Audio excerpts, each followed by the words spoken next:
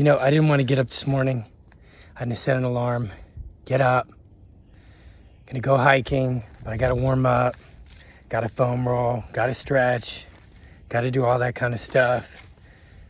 And, but I know it's good. Like deep down, I just knew it was just the right thing to do. And so I'm listening to this podcast, Huberman Lab podcast. Probably a lot of you have heard of it.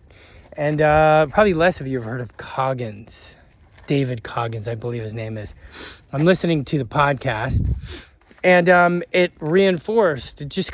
it just reinforced, or it made me realize why I do what I do, why I do the hard things, and why getting out of your comfort zone is so important. But I'm not going to be good at explaining it to you, so why don't you guys find that podcast yourself and listen to it.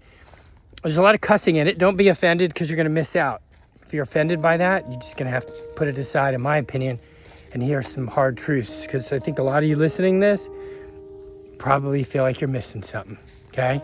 When you get to that part of the podcast, you're going to find it interesting. It's that part where he says, you feel like you're missing something. So I'll let you guys check it out yourself.